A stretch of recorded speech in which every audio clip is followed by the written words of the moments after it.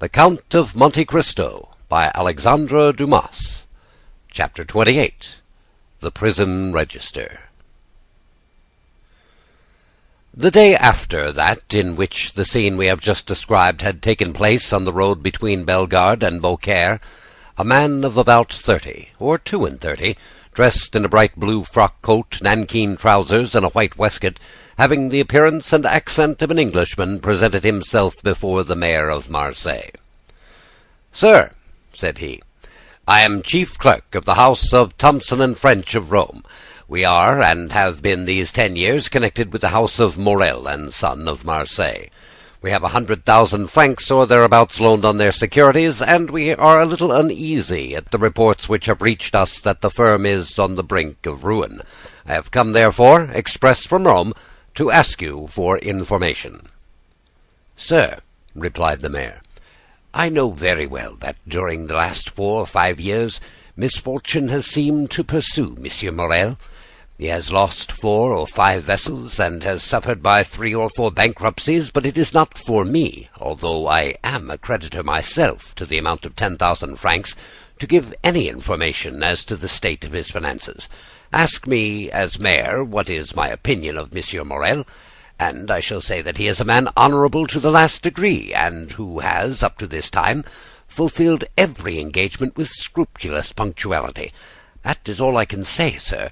If you wish to know more, address yourself to Monsieur de Beauvais, the inspector of prisons, number 15, Rue de Nouailles.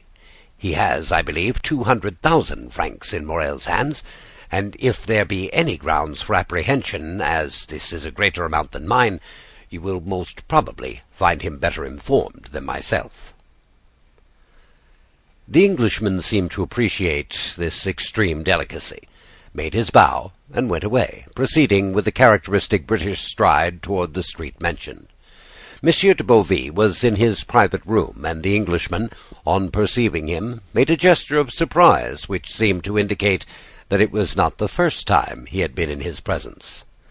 As to Monsieur de Beauvais, he was in such a state of despair that it was evident that all the faculties of his mind, absorbed in the thought which occupied them at the moment, did not allow either his memory or his imagination to stray into the past. The Englishman, with the coolness of his nation, addressed him in terms nearly similar to those with which he had accosted the mayor of Marseilles. "Oh, sir," exclaimed Monsieur de Beauvais, "your fears are unfortunately but too well founded. And you see before you a man in despair. I had 200,000 francs placed in the hands of Morel and Son. These 200,000 francs were the dowry of my daughter, who was to be married in a fortnight, and these 200,000 francs were payable, half on the 15th of this month, the other half on the 15th of next month. I had informed Monsieur Morel of my desire to have these payments punctually, and he has been here within the last half hour to tell me that if his ship, the Pharaon, does not come into port on the 15th, he will be wholly unable to make this payment." "But," said the Englishman, "this looks very much like a suspension of payment." "It looks more like bankruptcy," exclaimed Monsieur de Beauvais despairingly. The Englishman appeared to reflect a moment, and said, "From which it would appear, sir, that this credit inspires you with considerable apprehension." "To tell the truth, I consider it lost." "Well, then, I will buy it of you." "You?" "Yes, I." "But at a tremendous discount, of course." "No, for 200,000 francs. Our house," added the Englishman with a laugh, "does not do things that way." "And you will pay?" "Ready money." And the Englishman withdrew from his pocket a bundle of banknotes, which might have been twice the sum Monsieur de Beauvais feared to lose. A ray of joy passed across Monsieur de Beauvais's countenance, yet he made an effort at self-control, and said, "Sir, I ought to tell you that in all probability you will not realize 6% of this sum." "That's no affair of mine," replied the Englishman. "That is the affair of the houses of Thomson and French, in whose name I act. They have, perhaps, some motive to serve in hastening the ruin of a rival firm, but all I know, sir, is that I am ready to hand you over this sum in exchange for your assignment of the debt. I only ask a brokerage." "Well, of course, that is perfectly just," cried Monsieur de Beauvais. "The commission is usually 1.5. Will you have 2? 3, 5%, even more, whatever you say." "Sir," replied the Englishman, laughing, "I am like my house. I do not do such things. No, the commission that I ask is quite different." "Name it, sir, I beg." "You are the inspector of prisons?" "I have been so these 14 years." "You keep the registers of entries and departures?" "I do." "To these registers there are added notes relative to the prisoners?" "There are special reports on every prisoner." "Well, sir, I was educated at home by a poor devil of an abbe who disappeared suddenly. I have since learned that he was confined in the Chateau d'If, and I should like to learn some particulars of his death." "What was his name?" "The Abbe Faria." "Oh, I recall him perfectly," cried Monsieur de Beauville. "He was crazy." "So they said." "Oh, he was, decidedly." "Very possibly. What sort of madness was it?" "He pretended to know of an immense treasure, and offered vast sums to the government if they would liberate him." "Poor devil! And he is dead?"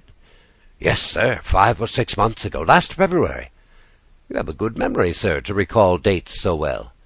"I recall this because the poor devil's death was accompanied by a singular incident." "May I ask what that was?" said the Englishman with an expression of curiosity, which a close observer would have been astonished at discovering in his phlegmatic countenance. "Oh dear, yes, sir. The abbe's dungeon was 40 or 50 feet distant from that which one of Bonaparte's emissaries, one of those who had contributed the most to the return of the usurper in 1815, a very resolute and very dangerous man." "Indeed?" said the Englishman. "Yes," replied Monsieur de Beauville. "I myself had occasion to see this man in 1816 or 1817, and we could only go into his dungeon with a file of soldiers. That man made a deep impression on me. I shall never forget his countenance." The Englishman smiled imperceptibly. "As you say, sir," he interposed, "that the two dungeons were separated by a distance of 50 feet, but it appears that this Edmond Dantes, this dangerous man's name was Edmond Dantes. It appears, sir, that this Edmond Dantes had procured tools, or had made them, for they found a tunnel through which the prisoners held communication with one another." "This tunnel was dug, no doubt, with an intention of escape?" "No doubt. But unfortunately for the prisoners, the Abbe Faria had an attack of catalepsy and died." "That must have cut short the projects of escape." "Well, for the dead man, yes," replied Monsieur de Beauville, "but not for the survivor. On the contrary, this Dantes saw a means of accelerating his escape. He no doubt thought that prisoners who died in the Chateau d'If were interred in an ordinary burial ground, and he conveyed the dead man into his own cell, took his place in the sack in which they sewed up the corpse, and awaited the moment of interment." "It was a bold step, one that showed some courage," remarked the Englishman. "As I have already told you, sir, he was a very dangerous man, and fortunately, by his own act, disembarrassed the government of the fears it had on his account." "How was that?" "How? Do you not comprehend?" "No." "The Chateau d'If has no cemetery. They simply throw the dead into the sea after fastening a 36-pound cannonball to their feet." "Well," observed the Englishman, as if he were slow of comprehension. "Well, they fasten the 36-pound ball to his feet and throw him into the sea." "Really?" exclaimed the Englishman. "Yes, sir," continued the inspector of prisons. "You may imagine the amazement of the fugitive when he found himself flung headlong over the rocks. I should like to have seen his face at that moment." "That would have been difficult." "No matter," replied de Beauville, in supreme good humor at the certainty of recovering his 200,000 francs. "No matter, I can fancy it." And he shouted with laughter. "So can I," said the Englishman. And he laughed too, but he laughed as the English do, at the end of his teeth. "And so," continued the Englishman, who first gained his composure, "he has drowned?" "Unquestionably." "So that the governor got rid of the dangerous and the crazy prisoner at the same time?" "Precisely." "But some official document was drawn up as to this affair, I suppose?" inquired the Englishman. Yes, yes. The mortuary deposition. You understand, Dante's relations, if he had any, might have some interest in knowing if he were dead or alive. So that now, if there were anything to inherit from him, they might do it with easy conscience. He is dead, and no mistake about it. Oh, yes, and they may have the fact attested whenever they please. So be it, said the Englishman. But to return to these registers. True, the story has diverted our attention from them. Excuse me.